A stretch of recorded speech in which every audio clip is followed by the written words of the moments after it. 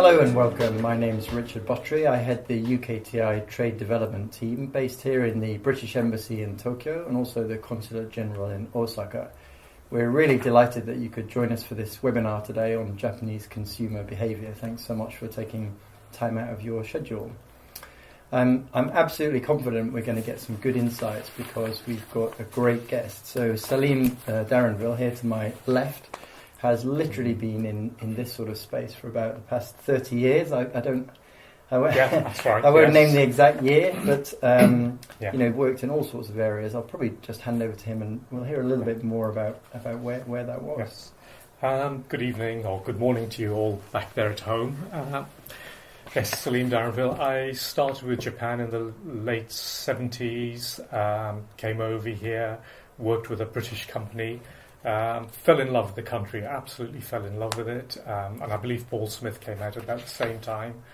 And I just chipped away at this country, eventually working for a Japanese importer and then working as an export promoter with UKTI, and then eventually coming to work for a Japanese company over here for the last 13 years now. I enjoyed every minute of it, and I'm still learning, and there's still a lot of opportunities in Japan. So I hope today we'll be able to sort of explore some of those areas. But I'd like to say that I could take a week talking about this, and I'm sure we could. So we'll try and condense it within that hour. But I'm always happy to talk to whoever afterwards by email, Skype, and when you come over to Japan. Okay, without further ado, I'm going to hand over to Steve. Thank you. Thank you very much. Yes, I've chosen my slides. Again, it was very difficult for me to try and condense what I know and what I feel about Japan. I have a passion for Japan. So hopefully you can get a good feeling of what I've experienced, and I hope it'll rub off onto you. My first slide are opportunities in Japan. I put this together to show the two extremes of Japan. You've got the beauty of Mount Fuji, the cherry blossom, and the very traditional buildings, and then you've got the Shibuya 109, Ginza, the lights, and the total modern technology and the concrete of Tokyo. So it's just an interesting, and do keep that in mind, Japan does have two extremes. Basic statistics, I won't go into depth of the statistics of Japan. You can look it up on the internet. The British Embassy here will certainly have quite a bit to help you to understand Japan. But I'm going to give you some basic statistics that were, highlighted to me by a Japanese person who lived in London, came back to Japan, and in conversation, he just pointed out these little details. Japan is the size of the UK. Population, 127 million in Japan, about 70 million in the UK. A lot of similarities, royal family, island, country, etc., etc. One of the things that was actually mentioned to me was that the business corridor of Japan is from Tokyo to, say, Osaka. So you've got Tokyo, Nagoya, Osaka. If you can imagine 127 million people, maybe 50-60% of Japan is in that corridor. So if you look at the United Kingdom, 70 million population, you put them between London and Bournemouth, Southampton, that's Japan. That's how intense it is for business in that particular corridor. So that's really important for when you do come to Japan to understand Tokyo, Yokohama, Nagoya and Osaka. That is the bulk of the business, so to speak. And then, of course, there are other parts of Japan, but the bulk will be in that corridor. So that was very important to get across. The other one that was highlighted to me very quickly was Yokohama is the second largest city of Japan, in Japan after Tokyo. So imagine London is the largest city and Croydon, the second largest city, say, in the UK. So Yokohama also is a very important city to Tokyo. So never forget Yokohama, don't discount it. It's also very important with Nagoya and Osaka amongst Tokyo for doing business.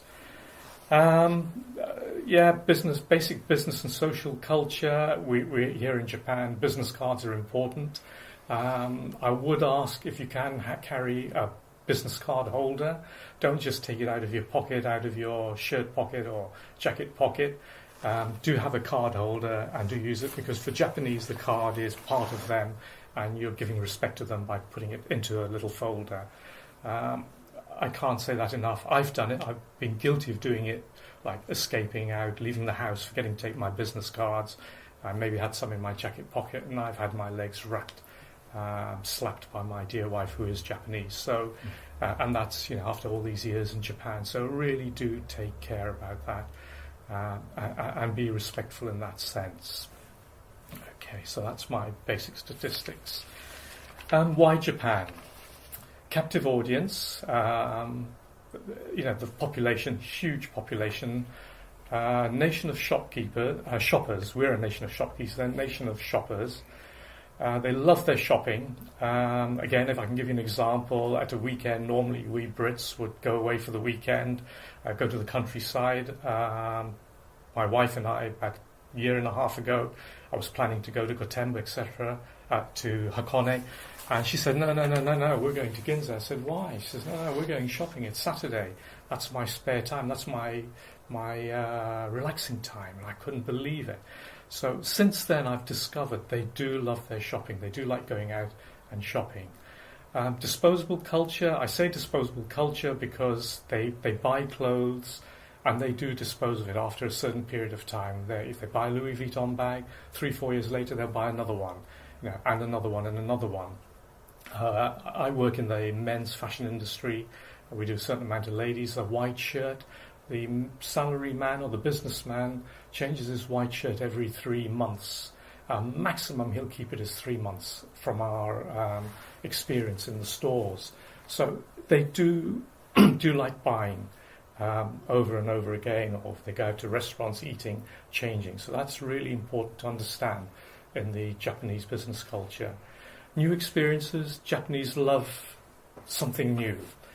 So they do look out for new experiences. I say experiences. Shopping, buying clothes, wearing clothes is a new experience. Going to a restaurant is a new experience. So that's very, very important as well within that sort of Japanese culture.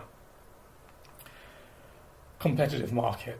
Very, very competitive in retail. I've put some names on the slides. United Arrows is a Japanese company with many sub-brands.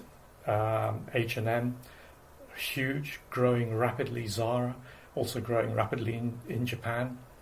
Forever 21, and Parco. Parco is a young people's shopping mall, shopping centre in town centres with lots of little brands, Japanese brands as well as European brands, and they're all doing very, very well. And I put the little badge of Itochu because Itochu also act as master licenses for Paul Smith, Vivienne Westwood, Lanvin, many other brands, and they're always looking at new brands. Ron Herman is the latest that's been added to their stable. So a competitive market in retail, but the opportunities still exist. They are there. And if you understand the Japanese market, you can still get in. H&M, Zara, Forever 21, several years ago, didn't exist in Japan. They're here and they're growing. So they discovered the opportunities. I didn't put in Topshop, Topman, but they're also here in Japan and also growing. So they are there. The opportunities are there. Basic rules of success for Western brands. You've got to be a brand in Japan, however small or big you are. It doesn't matter. The Japanese, if they're going to buy a Western brand, British brand, Italian, French, American, it's got to be a brand. To create this brand and information of this brand, show it in your profile. That information of your education, if you're educated at an art school, an art college, or went to a certain university, that in itself is also a brand to the Japanese. You're selling yourself and your company profile to create that brand. So if you're a startup, it's not a problem. It can be created. Japanese like to understand and feel and see that of yourself as a brand. And then market those points to the Japanese in whatever way, through your website, through your retailing. Obviously there's a diverse set of companies here, and we can talk about how you can work on that. And then promotion. Promote yourself through your sector of that particular, as yourself as a brand. I've put three pictures on the slide there. Paul Smith, Vivienne Westwood, Stella McCartney. Paul Smith, he's famous in Japan. Maybe 70% of his business is Japan. Vivienne Westwood, I would say, probably nearly as much again in Japan. And Stella McCartney is growing rapidly in Japan. And again, they are big brands, but Paul started, with his 2 suitcases, traveling to Japan on his missions. So it can be done, and it's possible. So just understanding how to promote yourself in the Japanese market. I've put in this slide of magazines just to show when you are in Japan, please do go to a bookshop and have a look at the magazines. The magazines are basically 100% advertising. Even the editorial has to be paid for. It's very important to understand that. And then if you open the magazines, they look like a mail order catalogue. Besides some couple of glossy pages, most of it is like a mail order catalogue, because the magazines have to sell, and for them to attract their customers who are actually advertising in there, the customers or the stores want to sell their products. So they put it in a very mail order format. And another reason for this is that the Japanese consumer likes to check their products. They like to read about their products. So these magazines do write about the products, even though they are advertorial. That branding of the product is written in the space in the magazine. So they will talk about the product and who the product was designed by, or who the company is, etc., etc. So it's very, very important. And using that, how can I say, template, that setup, even if you go into e-retailing, use that template for Japan. It does work because the company I work for, we do that. We advertise, we're in magazines, and we also e-retail, and we have a homepage.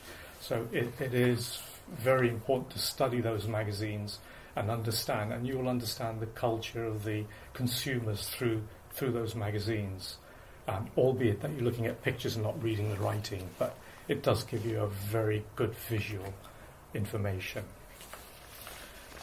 Coming into the market, entry levels into Japan, e-retailing, I've put it in that order. E-retailing is could be the first way. Importers, distributors, directly to select shops. Select shops in Japan are independent stores who buy different types of brands from all over the world, including making their own brands in Japan or in China or wherever. Licensing is licensing your name, your company, to a trading house who will then work with you very closely. Joint ventures will be the next step, where maybe the trading house, you could say, we want to have a joint venture, as Paul Smith did. And you have shareholding in a limited company in Japan of your brand. And then direct investment, which is you come in directly and have your own office and your own backroom staff and logistics, etc., etc. So maybe as your company's growing, that would be the order to look at. I would never, as your brand is growing, I would never stick to one. I would move on, and I would say the aim is to go for direct investment at the end of the day. But joint venture is probably where you could stop, working your way as your business grows over the years. Aim for that sort of structure. And I've seen quite a bit of it, and have experience, and have a lot of friends who've worked their way through and come up to that level. Most of them have stopped at joint ventures, but a very, very profitable business. Consumer demands, very important in Japan, really, really important. Japanese, the quality of the products have got to be second to none for them. If I don't mind, I'd like to use Burberry. No disrespect to Burberry and Christopher Bailey, good friend. Burberry, when they were at Sanyo Shokai, I think they had a problem 5, 6, 7 years ago with manufacturing their raincoats in the UK. They manufactured some in Japan. They were so good that Burberry UK had to get themselves up to the same standard as the Japanese production. So that's the sort of level that Japanese work at. It is got to be 100% perfect. Every stitch, and they will take their little tape measure out and count if you say 10 stitches to the inch, they will count the stitches to the inch all the way down the jacket. And if it's 9 stitches to the inch, it's not perfect. So Japanese are very, very fussy in their products, in whatever you're involved in retail, whether it be food and drink, consumer goods. It's very, very important. Price points, I can talk a lot about that. In the fashion side, there are levels of price points that you can work at, retail price points. Select shops or brands have a limit for price points in the products. So whether it be a shirt, trousers, jackets, socks, shoes, you cannot sell it over a certain limit. If it goes over a certain limit, it then becomes a super brand. You're then going into the realms of Prada, Gucci, and whoever. So the Japanese retail market starts at supermarkets. So as we do at home, we've got Tesco's, Asda's, George. So in Japan, we have the same level supermarkets, then go into shopping malls to retail shopping structures in towns like Parco or Marui, and then you go into department stores, and then from department stores to the high street. And there are pricing structures that you can't move. So if you're selling to a supermarket, there is a maximum price that you can sell a shirt for or a jacket. If you're selling it to a retail store, a select store, it's higher, but there is a maximum point up until you get to the super brands, and then they have their pricing structure, which is ad infinitum. So those price points are very important when you're coming to Japan to understand your product, what you're producing, look at where you feel you should be in the market, and then look at those price points, and you have to really work hard to be in there. If you're going to end up, your price point is going to be at the same level as Prada or Gucci, then you've got to raise your company level to Prada and Gucci. Otherwise, they're going to win. The customer will say, well, if I pay 20,000 yen for a shirt with this particular company, I can go to Prada and pay 20,000. I've bought the brand. So it's really important to study those points. I always say limited editions, whatever your product, you're creating products, consumer products for Japan. The Japanese love limited editions. They love something that's rare, something that's a collector's item. All the more reason to go and buy. It's another way, it's a marketing project, marketing plan to get them to buy into that product. And for them to feel good that product is probably the only one, you can't buy it anywhere else in the world. I've got this product and it's mine. And I know Louis Vuitton, Coach, and Gucci do that. There are Omotesando collections with a stamp in a bag that says Omotesando, and you can't buy it anywhere else in the world. From Louis Vuitton, you can only buy it in certain stores in Japan, and they have queues. When that product is being launched, there are queues outside the store for it. So it's creating brand loyalty, getting your customer back, and then giving them something a little bit different to what they can buy in the rest of the world. So always look at limited editions, very important.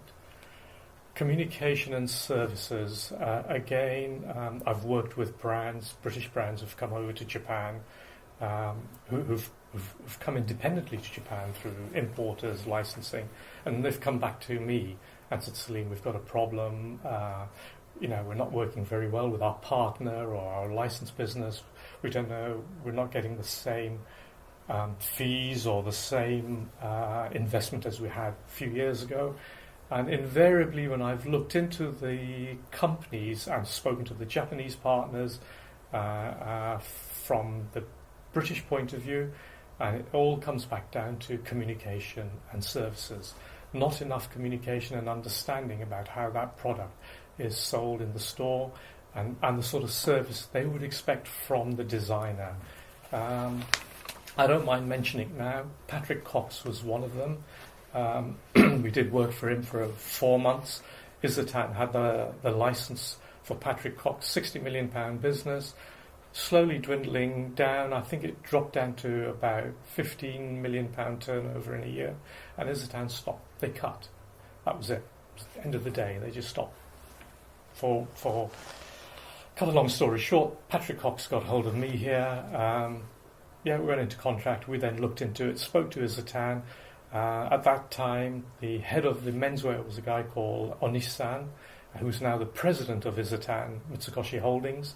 And we took him out for lunch to the Park Hyatt, and we sat down and he explained to us why. And it came back to communication and giving time to that brand, trunk shows, turning up in Japan, being pleasant to the customers.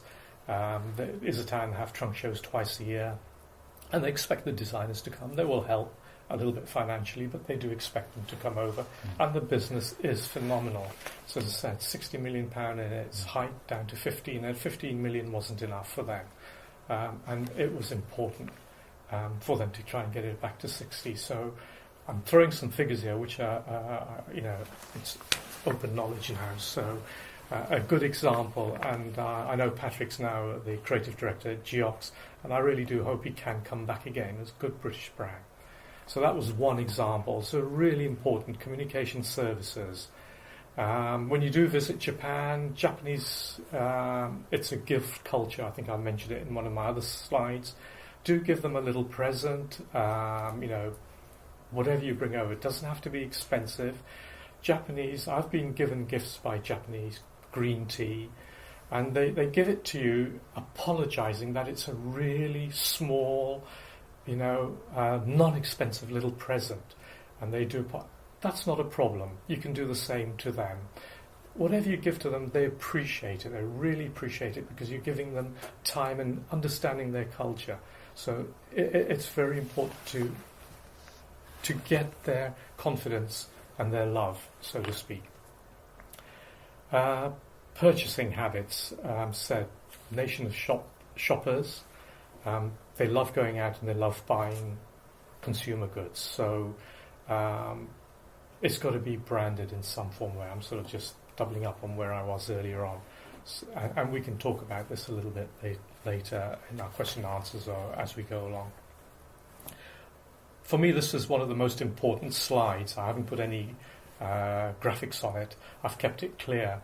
And it is very important to study for you to be successful in Japan. Japanese lifestyle, working environment. Japanese will live 1 or 2 hours away from their workspace. If they work in Tokyo, they probably live in the outskirts or in the suburbs, maybe even Yokohama. It can take them an hour to commute into town, maybe even more, hour and 20 minutes to get to work. They don't have time to go home and change, get dressed and then come back out again. So normally, from the minute they leave home to when they get back home, will be their working life and their social life will be rolled into one, whether it be lunch or an evening after work. They do have a lot of, meetings and entertainment meetings after work. So they do go out in the evenings. They will go drinking with their friends, with their customers, and the relationship and the networking continues. So that's very important in a Japanese working environment. So if you are doing work with the Japanese and you are over here in Japan, expect to go out and have a networking session. And these networking sessions, I think, very similar to the Italians. When I worked with the Italians, it was always at lunchtime, at dinner time, weekends, that we got to know each other. And this getting to know each other creates a bonding for you and your company to work with them in Japan. So if your products aren't the best in the world. It doesn't matter if they like you and you like them. They will work hard with you to bring your products to Japan and then develop it to where it should be. And a good example is Watanabe Sangyo, who has Lavenum.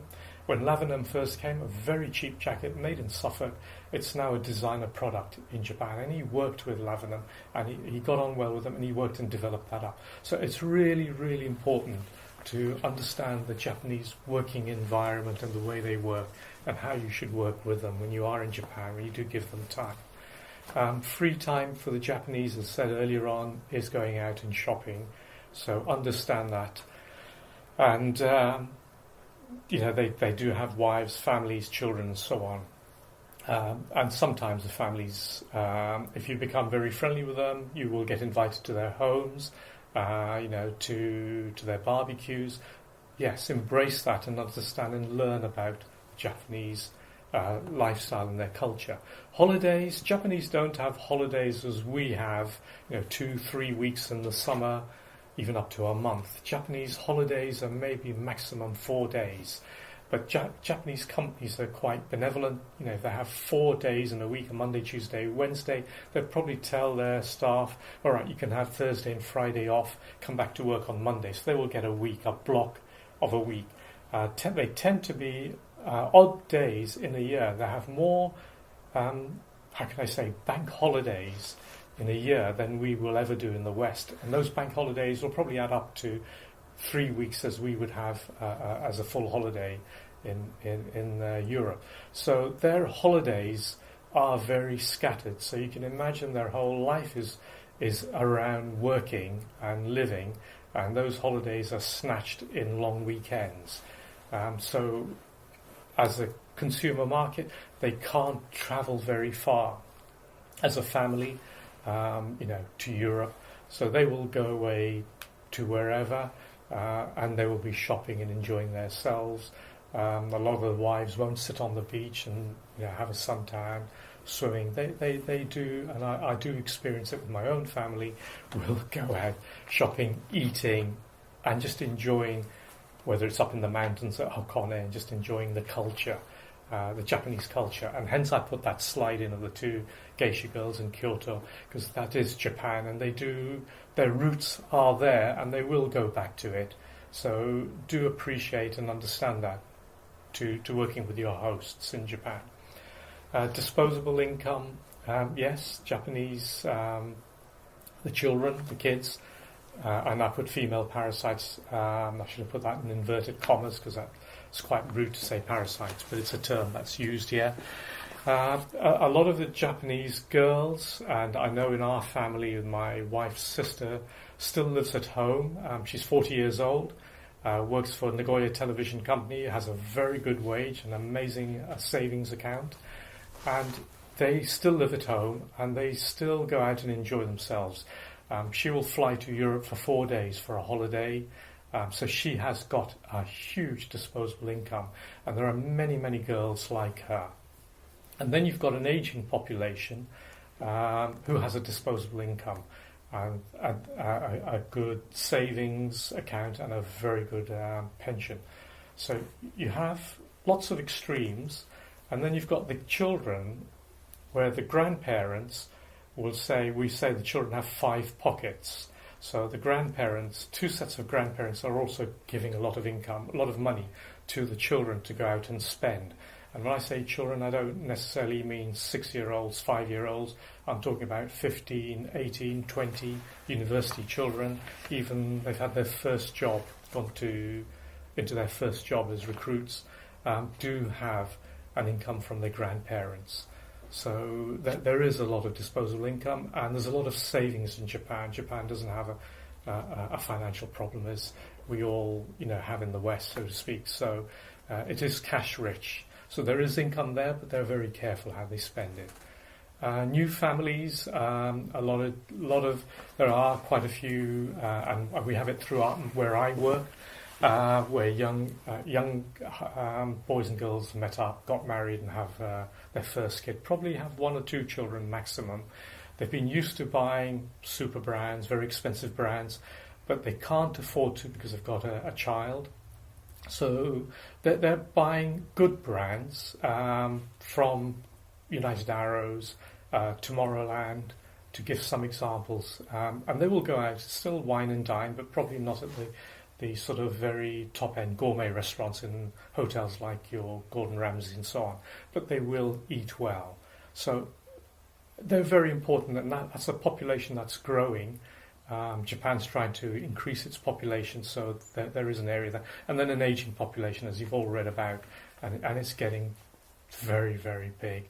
And there is a lot of disposable income there. They do dress, they do eat, they love their cameras, and they do go out travelling and on holiday. They're not held to the companies, they are free. So there's a market there for whatever you're doing, you're coming into Japan. A very quick summary. Understand the business and lifestyle culture in this changing society. We could talk about that. Every point we could talk about this for hours. Promote yourself as a brand. Very, very important. Inspire the Japanese and be inspired by them. So do inspire them with your products, your lifestyle, your goods, your country, but also be inspired by them. For what they have in their life and their culture. And I think you will be inspired and they will be inspired, and there will be a good trade-off and eventually a good business. You've got to give yourself time in Japan. I've been here 30 years. Mm-hmm. Love every minute of it. Wouldn't give it up for the world. And it needs time, and it does pay off. I've mentioned Paul Smith, Stella McCartney, Vivienne Westwood, and there are many, many more others who do give them time, and it is paying off for them. Smaller brands. Timothy Everest is one of them. I worked with him. He's doing very, very well here. Richard James. So once you're in, do give them time, and it will pay off. Salim, thank you so much. Yes. Your passion for the country and, of course, your experience in this industry is very evident. So, it's very clear that branding is absolutely critical in what you're saying. Could you just give us a bit of a flavour about what brand UK means in Japan? You're saying that sort of unique design is important. What is there anything that people on the line might be able to leverage out of Britishness? One of the things that I've learned by living in Japan, and I work for a Japanese company, is creativity. The Japanese education system does not allow creativity. When they go to school, they don't have creative courses or creative school as we do. They don't have university degrees for fashion designing, which is where I graduated. So they do have architecture and some other products, but product design, graphic design, fashion design is not of the same level, university degree level, as would be a lawyer or dentist or a doctor. So creativity is an area that's lacking in Japan. So Britain has the creativity. Whether you've been to an art college or not, it doesn't matter. It's in our blood from our education, from the day we go to school. Creativity is there in our way of education. It's a very creative way of educating us. So this creativity put into your products is your branding. Mm-hmm. So again, without knowing who the particular companies are here, but if I can give an example where I work in this particular company, it's a Japanese company, I'm the creative director. I created a brand which is based on London. Our changing rooms, for example, I've got names, Oxford Street, Liverpool Street. We've put paintings and pictures of those areas in the changing room. So when they go in and change, try on a suit, they're walking into Liverpool Street and there's a picture of Liverpool Street, etc., etc. So that creative thinking in my environment, for where I'm working in a Japanese company, they loved it. I couldn't think of it in a million years. So that's fantastic. And they've now adapted it right across 170 stores. So creative thinking in whatever you're doing is your branding in your product. So whether it's a technical or marketing or graphics, put that in and create your own image. For companies that may be just beginning on a sort of export journey, which is perhaps quite a few of our viewers. I wonder if you could just help us untangle this luxury versus quality thing, because the sort of cliche in the UK about Japanese buyers is probably around the Louis Vuitton in fashion, or maybe Ford and Mason in food and drink, that it's very much about sort of badge of ownership. But then when you talked about the different price points in all of these select shops and elsewhere in supermarkets, it sort of suggests that there's a much more diverse range there. How do quality and price, how does it all fit together? Well, quality and price. I've actually made a note here, and I wanted to bring it up, and this is a good time to highlight a point. Louis Vuitton, you mentioned Louis Vuitton. 40% of their business in the world is Japanese. Used to be 52%. It's dropped down, and apparently the Chinese are picking up again. 1 in 5 Japanese girl carries a Louis Vuitton bag. And even my wife is carrying a Louis Vuitton bag, much to my disgust. Anyhow, the average. So the CFO of Louis Vuitton in Japan used to be a guy called Roger Finney, a Scotsman.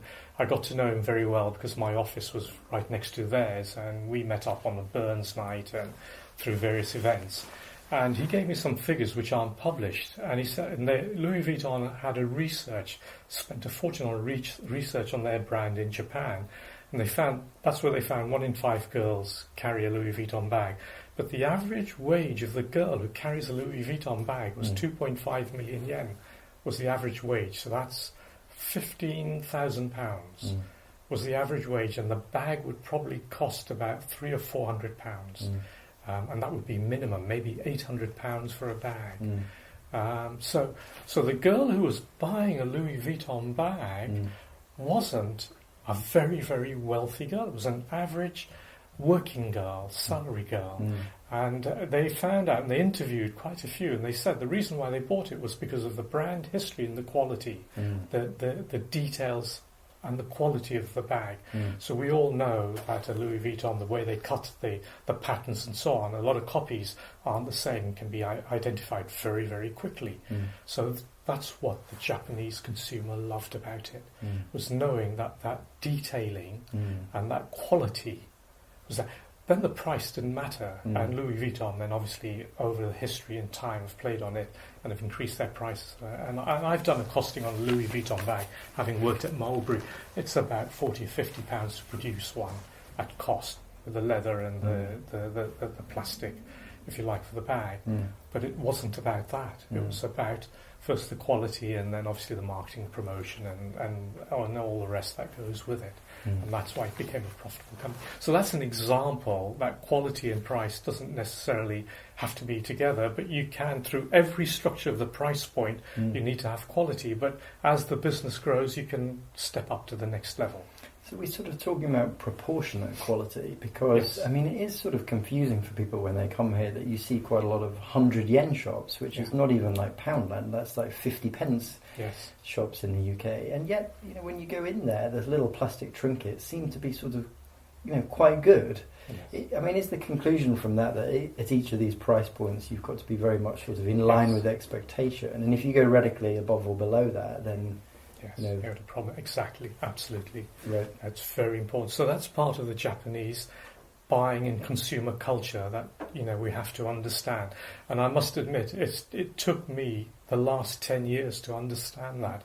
I'm not Japanese, but the Japanese already know that. It's sort of common knowledge to them. And then it's only through being married to a Japanese lady that when we go out shopping, I began to learn and ask questions. And I find this is a short-circuit information for us back at home, for when you do come to Japan, to understand that, to get in to your level.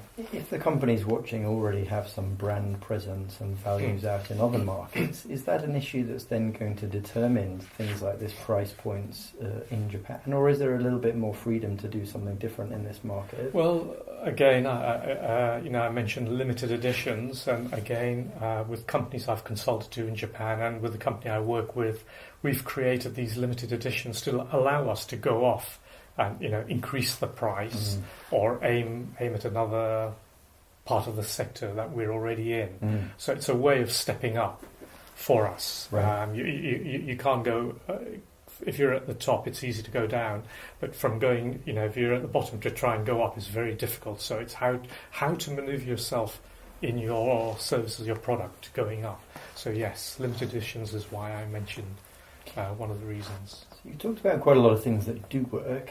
What about if we issue some warnings? What doesn't work in the Japanese market? Have you seen brands come in and, let's focus particularly on the product as opposed to their sort of behaviour, because you were very clear about consumer service and so on. What products are unlikely to be successful here and why?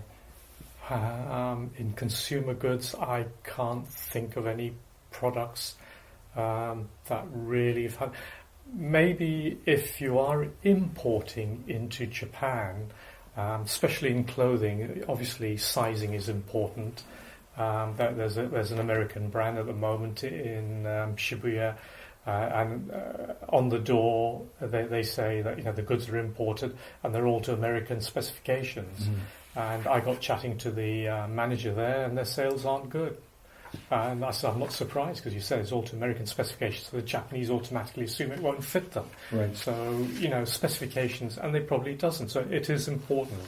I was in IKEA the other day. They're now producing furniture for Japanese people who are shorter in the leg. Mm. They are growing Japanese, don't get me wrong, but there are certain proportions, and the houses are smaller, rooms are smaller, so the furniture is being manufactured to smaller proportions. Mm. So it's important to study all those points of the Japanese life. There's a related question from a particular company here, and that's about how do consumers and parents in particular react to new technology? Again, the cliche in the West is this sort of idea that Japanese are very experimental with technology, and it's all robots and automated ordering in restaurants and so forth. How does technology impact on the retail sector? Yeah. Can you give us again, I can talk firsthand from the fashion point of view. The Japanese technology is second to none for their fabrics and their making. Uniqlo is a prime example with Heatech and Airism, the underwear that they've created. But if we're going to be, exporting from the UK, or Japanese going to be importing, they don't want to see that sort of technology in the goods. And as I said, first-hand at retail, the company I work with, we buy a lot of fabric from mills in woolen mills in the Bradford and Yorkshire area. Thousands of meters. I think it was about 80 or 90,000 meters, as opposed to really super duper technical fabric that you could wear in the rain in Japan and so on. And that's not what they want. There is a market for that. That's Japanese. Sorry to interrupt. What about away from fashion area? If a company watching has some innovation, I think this particular one is in relation to baby goods, and they have something, that is giving them a bit of a lead. Is there a kind of appetite in Japan to try new things, or concern about it? Absolutely, yeah. I did see that earlier on. I want to know more about it because I've got 3 little kiddies. Japanese mothers, children, families, they're very into being organic, as I know from my wife and the kids. They're very concerned about everything that their children eat and wear. And since the tsunami, 3/11, and the radiation and so on, even more so the next generation that are coming through. So any new technology creative that's involved with children, with products, will be looked at and appreciated. Yes, in Japan, very much so. So there's definitely a market for trying. There is.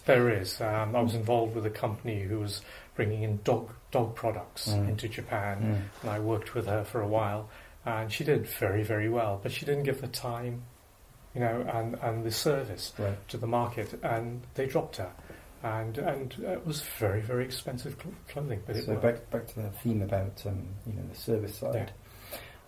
So staying on the technological theme, a question here saying, how important is it to have a well-translated Japanese website? Are consumers buying directly from e-retail in the UK? Yes. It's always good to have a well-translated Japanese website. It wouldn't do any harm. But if that's not possible, start off with part of a Japanese website. Part of your website in Japanese. So highlight some points. There are Japanese websites who will just highlight certain points in English and put it onto their website rather than the whole website being converted into different languages. But that's the ideal scenario, is to get to a fully translated Japanese website. But we don't expect, Japanese don't expect you to do that at first unless you're a very large company. So what about payment methods? Because I think some people might have heard that there are kind of unusual cards like this JCB. A credit card and so on, that are kind of unique to Japan. Is there anything? No, but JCB I think is being accepted in Europe. Okay. You can. I've seen JCB in the UK. I think in Selfridges. Right. I've seen JCB being accepted, but Visa card is not a problem. We did some work. I did some work with some designers and also product designers. They used PayPal. PayPal's accepted in Japan. It's not a problem, and it's a very good way of exchanging, paying. So, and PayPal have an office in Japan.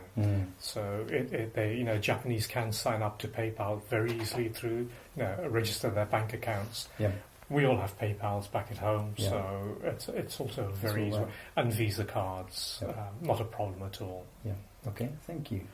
There's a question that we just discussed very briefly before we started with the webinar, which is quite particular about a product, but I think you think illustrates a sort of wider point that we want to go through. So the question is about, is there a market for 9-carat gold jewellery in Japan, or is it better to aim for gold plating, lower price points and so on? You really sparked on that. Yes, I did. When I saw that comment, that's exactly how you shouldn't be thinking for the Japanese market.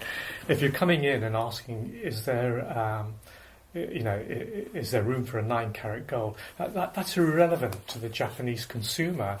They want to see the beauty of the product. If 9-carat gold is in there, great. If it's not in there, great. But it's the product and the design, the creativity of the product, whether it carries 9-carat gold or not. So it's very important what you're selling. But you can state that there's 9-carat gold in there as part of your branding, that we specialise in 9-carat gold, or this 9-carat gold is from wherever it is in the world. Build up on that as part of your branding of that product. But just coming in and saying, can we sell 9-carat gold? Maybe you can, maybe you can't. There might be Japanese producers here selling 9-carat gold and probably making beautiful products. So if you're going to be product to product, no. But it is easy to appreciate that from the UK side, if you've heard about especially the sort of luxury aspect and quality aspect of the Japanese market, that maybe emphasis on materials is important. Yeah. But you're saying that the design aesthetic is the thing that's really going to sell that, and everything else sort of comes secondary. Yes. The rest will fall into place behind that. Yeah. Because it's the product that's the most important. And it has 9-carat gold in it, so that's why it will be more expensive than costume jewellery or plating or whatever. So, build that into your branding, the 9-carat gold, but don't try and sell your products as saying it is a 9-carat gold product. The product's more important, and the 9-carat gold happens to be part of it, part of my branding. How would companies get a feel for that, whether it sort of chimes with the Japanese consumer? Are there other ways that you can simply conduct research in this market, understand whether the product is going to work or not? The internet, the website is certainly a good way. I know, I don't speak Japanese, I don't write Japanese, and I've put in what I tend to do is go into yahoo.co.jp. So go into the Yahoo side of the search engine of the Japanese search engine of Yahoo, and I type in English something that I'm looking for, and invariably I'll get sites popping up Japanese sites where the word is obviously picked up, and it's probably in English somewhere along that site. And then through my research, and it'll be purely visual, I can pick up a lot of information. Right. And then if I want more, I will either print it out and try and get somebody to translate it for me to get me. So that's a good start. So if you're getting sort of internet traces on price points, that's suggesting that there's demand is there. Yeah, absolutely. I think so. What if you come back with a negative on that? I mean, you have an innovative product like we referred to earlier, and you might not expect that it's out there. Is there any other way that you can sort of test the kind of hypothetical, will this work or won't it work? And again, I've had a lot of experiences with brands and designers, consumer goods coming into Japan where potential partners, or they're looking for partners, and there's always a resistance to immediately pick up on that particular product. And the reason for that is I've then since found out it's because they didn't understand the product. So they were just looking at it at face value. And at face value, it was just like any other product that they are aware of, that's either Japanese or European brand. So once they understand it, it's not a problem to pick up and to come into the market. So coming into the market doesn't necessarily have to be a failure in any way if you market it and brand it correctly. And you've then got to convince your potential partners, the opportunities here, that this is the best product that they've ever seen. So there's a very strong central theme here around the sort of whole package around the products rather than just the thing itself. Yes. The values, the look of it. Yes. In fact, I think there's a video on our website where Sir Paul Smith, who you kindly introduced to us actually and helped facilitate that talk, where he talks about emphasising these key values, and if it's organic, keep saying it's organic. Don't assume that people know that. So no, they don't. Don't assume. Yeah, very much so. Yeah. And wrapping, packaging is also very important. So if you do sell anything to Japan, wrapping and packaging, box, very important because they have a gift-giving culture, and they expect that. You see it in the department stores when you buy something, you say it's a gift, they will go and wrap it up for you beautifully, absolutely beautifully. Yes. We dealt with a lot of tea manufacturers at the food exhibition and annual trade fair here, and we had about 5 exhibitors, and they all told me this was the only market where if it wasn't cellophane wrapped, it's impossible to sell in Japan, even though it doesn't really impact on freshness at all. Yes. But it's all about that consumer experience of it. That's right. Or what they expect to be the normal. Tell us a little bit about trends, because again, another impression people might have about Japan is that there are booms of things go up, things go down. It's very sort of ephemeral. Again, perhaps if you could speak a little bit wider than fashion, although I know, of course, that's your main area of passion. Trends. Japan. As we mentioned earlier on, Japan at its worst, economically speaking, is nowhere near, how can I say, as bad as say, maybe Britain at its best. So, Japan doesn't have a huge boom and a huge negativity. It tends to be on a fairly even line with minor bumps, ups and downs, but we don't have trends going too high and too low, right across the board of consumer goods, lifestyle, whether it be, from automotive, services and so on. When there was the hike of the VAT, the first week, first month, everybody probably held back a little bit, but we found in our industry, they all came back. There wasn't a problem. It wasn't high. It wasn't that high, and they accepted it. It was taken in. So you can expect relatively stable sort of economic circumstances. Yes. What about sort of the products themselves? Are there things that just suddenly take off and disappear, or is it a more sort of traditional market in that there are always categories of things people want? How does it all work? There are products that do take off, and when they do take off, if they do disappear, they've only disappeared because of the lack of service to that particular product from outside Japan, whoever produced the products. Right. That came into Japan, it's taken off, but they haven't maintained, just take it for granted it will always run. And it doesn't always run, because the Japanese consumer, as I said earlier on through my slides, do like a change. They like to see something a little bit different. And if it isn't different, it'll start, the Japanese consumers say, well, we bought it last time, it's the same product again, we don't want it. So you have to, whether it's the packaging, the graphics, whatever, maybe the core product doesn't change if it's tea, but the packaging will change. So it can grow, and it does grow. And when it does really shoot up, you've got to work. The exporters have to work very hard to make sure and maintain that level.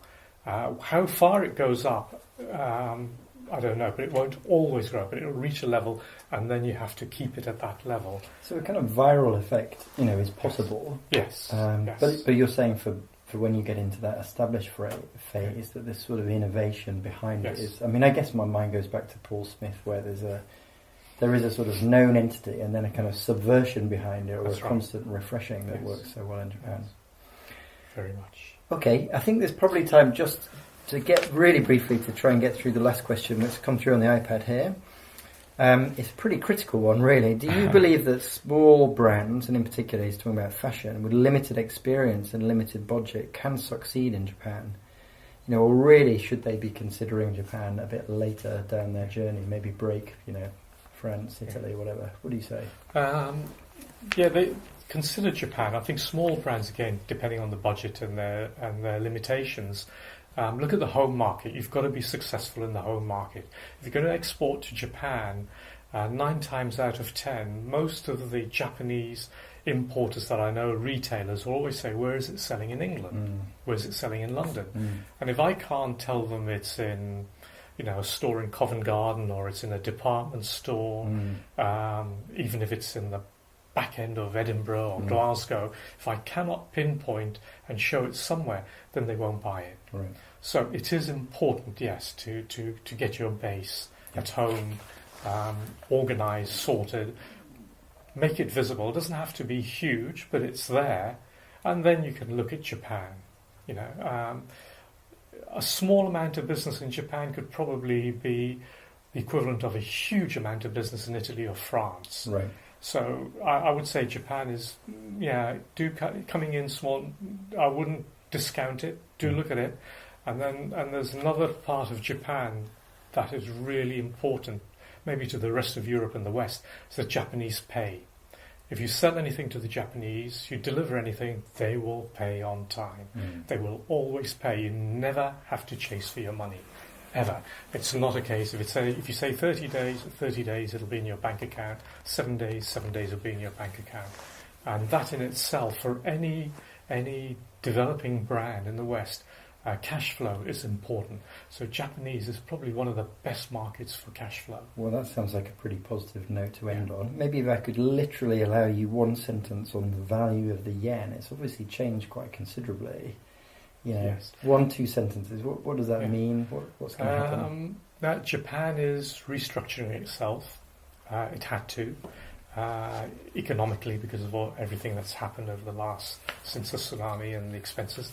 But it's not bad, it's not expensive, even though the pound is stronger than the yen. It's still not out of reach. It's still 200 yen, 220. It's not out of reach for the Japanese consumer and the Japanese retailer. They can actually buy, because they know the value of the product is going to be worth more because it's being exported from the UK. So not a problem. Salim, thanks so much for thank you very much. Time with us today. I hope everybody enjoyed that. Please do follow us on our social media channels. You'll see the buttons on the Export to Japan website. We're on Twitter, Facebook, and also LinkedIn. Do click there if you enjoyed the webinar, and look for future content right here. So thanks again for listening. See you next time. Thanks, Salim. Thank you very much.